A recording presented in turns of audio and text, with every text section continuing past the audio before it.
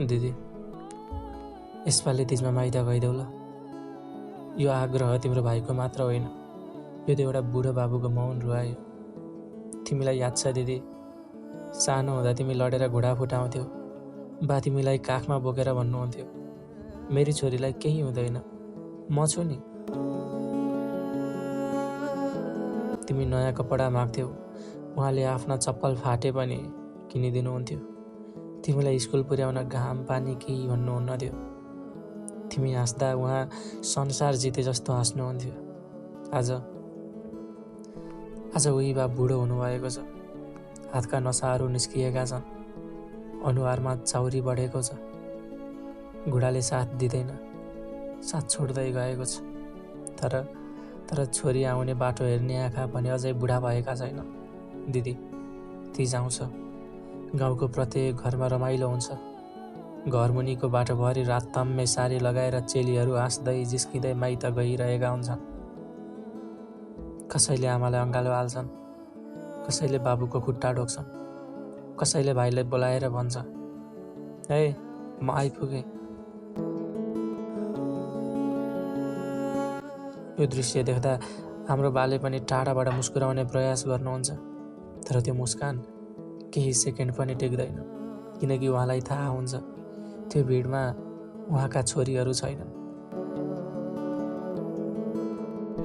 दिदी, बा कहिल्यै भन्नुहुन्न, छोरी आऊ न, किनभने उहाँलाई डर लाग्छ कतै तिम्रो घरमा समस्या नहोस्, कतै ज्वाइँलाई नराम्रो नलागोस्, कतै तिमीलाई अप्ठ्यारो नहोस्। त्यसैले उहाँ आफ्ना चाहना पनि निल्नुहुन्छ, आफ्नो पीडा पनि निल्नुहुन्छ, लुकाउनुहुन्छ, आफ्नो आँसुहरू पनि बुझ्नुहुन्छ र हरेक वर्ष अर्को तिजमा आउले नि भनेर आफूलाई नै सम्झाउनुहुन्छ। तर दिदी, बुढेसकाल कसैको पर्खाइमा रोकिँदैन नि। हिजो जसले तिमीलाई काँधमा बोकेर हिँड्थे, आज लट्ठीको सहारामा हिँड्न थालेका छन्। बुझ्यौ, हिजोको तिम्रो लट्ठी आज आफै लट्ठीविहीन भएको छ। हिजो जसले तिम्रो लागि रातभर जागे, आज रातभर उसैलाई निद्रा लाग्दैन, किनकि घर धेरै सुनसान छ। हिजो जसले तिम्रो विवाहमा आँसु लुकाएर मुस्कुराए, आज तिम्रो यादमा मुस्कुराउन खोज्दा पनि आँखाबाट आँसु झरिरहन्छ। दिदी, तिमीले कहिले याद गरेकी छौ, बाले तिम्रो कोठा अझै खाली राख्नु भएको छ अरे। कहिलेकाहीँ ढोका खोल्नुहुन्छ अरे, भित्र हेर्नुहुन्छ, फेरि चुपचाप बन्द गर्नुहुन्छ। मैले बाहिरबाट सुनेको, किनकि उहाँलाई अझै लाग्छ होला एक दिन मेरी छोरी फेरि यही कोठामा सुत्नेछ।